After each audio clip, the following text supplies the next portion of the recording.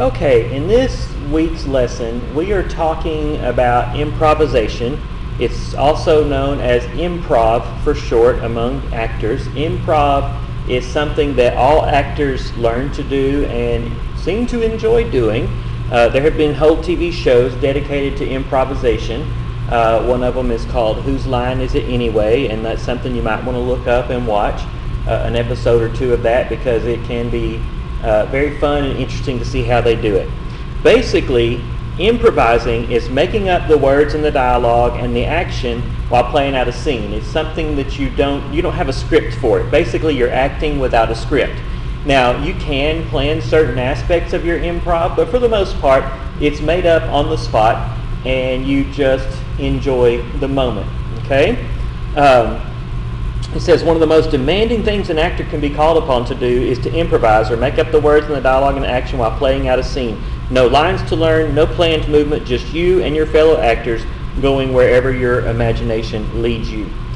Now, let's just talk about some of the rules of improv, and I'm going to have another video from Ed Puzzle that you will watch and answer some questions on. This picture here is a picture of a group called the Second City. It's an improv group out of Chicago, and they are very well known, and I mean, you might not have ever heard of them, but they're very well known in the theater world for their improv.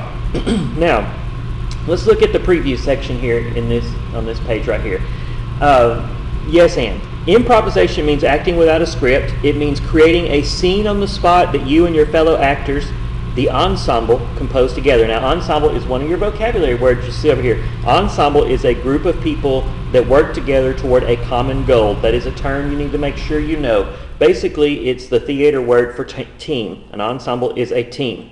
Improvisation requires a great deal of collaboration. That means working together towards a common goal. So an ensemble is a group of people that collaborate or work together toward a common goal.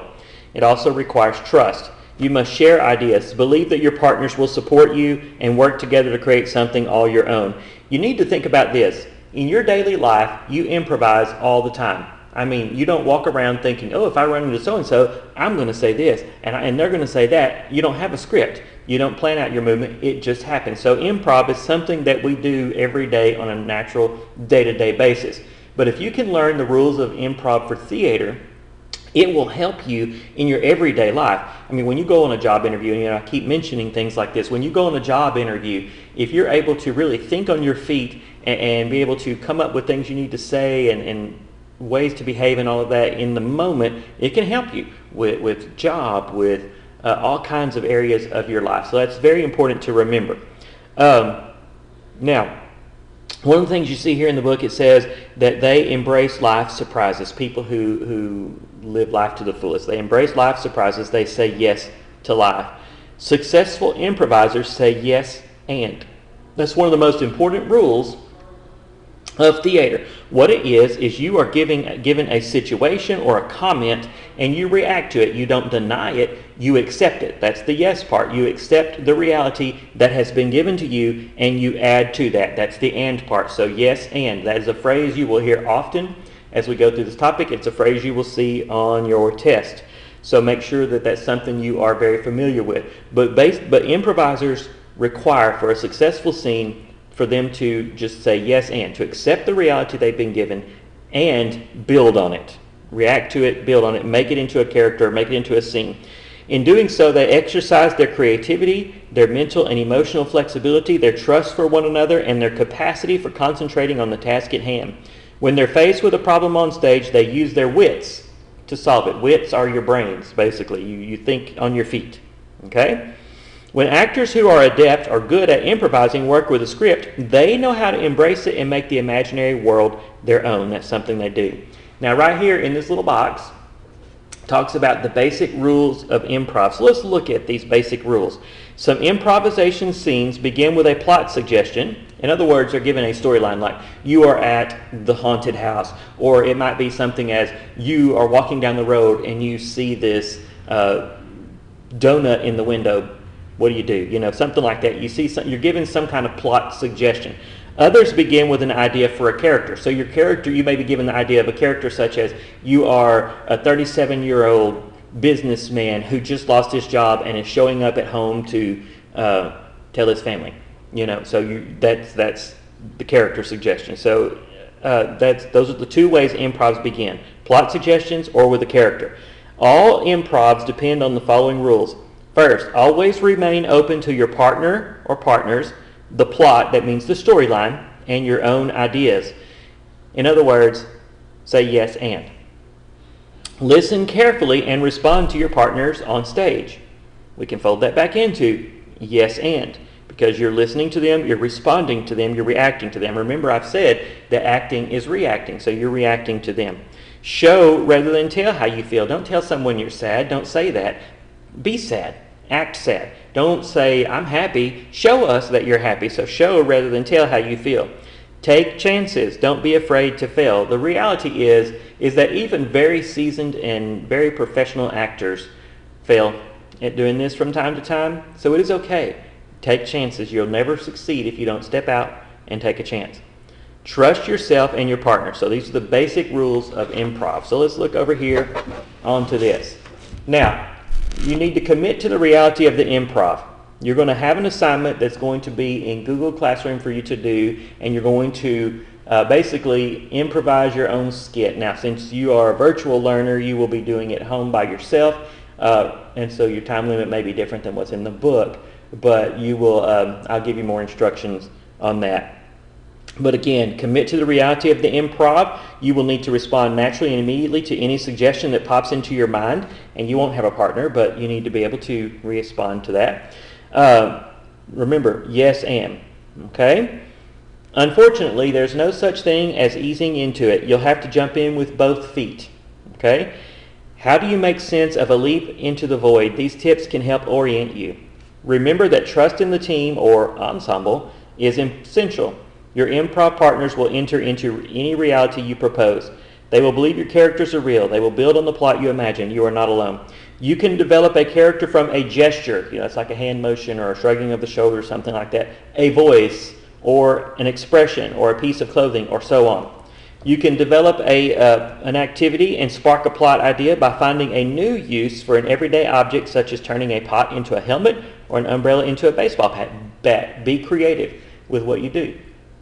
You can open dialogue by repeating a cliche, a line from a poem, or a bit of slang. So basically you can start off with something that you plan.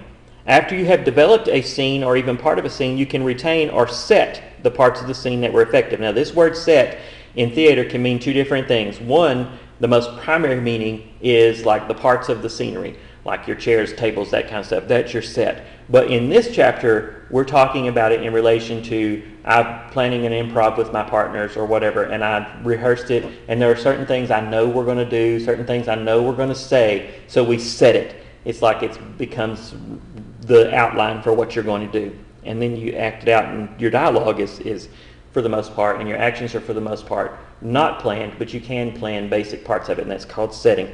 Your scene, once you set it, will have the familiarity of a memorized script. Okay, let's look at this career focus over here right quick. The improv group. If you are an aspiring actor, improvisation can hone your skills. If you want to be a doctor, lawyer, teacher, executive, sales rep, especially that, or any other person who deals with the public, improv can help you relax, be self-confident, and have a sense of humor about yourself. Some improv groups will accept students with little or no experience. Students and professionals alike may improvise together in workshops. Those who develop their skills may be invited on stage in a showcase or as part of the improv cast. We don't have a local improv group. There's nothing to say you can't start one. Okay? And I want to focus on this audience etiquette. Etiquette, it means proper behavior. Now, there's different kinds of etiquette for different situations. If you go to church, you have one type of etiquette. If you are at home with your grandparents, there's a different type of etiquette. If you're hanging out with your buddies, that's a different type of etiquette. If you go to a football game, that's a different type of etiquette. Well, theater has its own rules for etiquette, proper behavior. The real-time immediacy of live theater makes it a special event. In other words, it's not a movie. It's really something going on stage in that moment. When you are in the audience, your behavior affects the enjoyment of those around you. To be a courteous audience member, follow the rules of etiquette below. So first of all, show respect for the actors and other audience members by dressing appropriately. Theater is considered a cultural event, and you need to address appropriately. It doesn't mean you have to wear a suit and tie or an evening gown, but you need to dress nicely. Arrive early and be seated to read your program. Once the show starts, rarely will they seat you until there's a break or an intermission. Always turn off your cell phone. And of course, nobody has beepers much anymore, but turn off your cell phone, alarms and all those things, because it distracts the audience and the actors on stage. Remove your hat so those behind you can see. Never ever put your feet on the back of the seat in front of you. That is improper etiquette. Do not talk during the performance, not even a whisper. Do not take food or drink into the theater, and never unwrap candy or gum during a performance. You know how it is when somebody's unwrapping a peppermint in a quiet moment at church or whatever, and it seems like they take forever. Don't do that. Don't leave during the play except in an emergency, and do not leave at the end until the house lights, that means the auditorium lights, are turned on. It is bad manners to slip out early, and you will be offensive to people if you do that. Applaud the performers at the end of the play as they take their bows. Always applaud. Even if you don't care for the show, always applaud. Be respectful.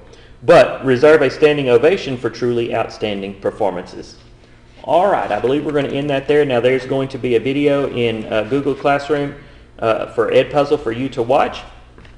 So that will be there to watch and answer the questions, and then I'll give you other assignments as well. If you have any questions, please don't hesitate to contact me. I hope you have a good day.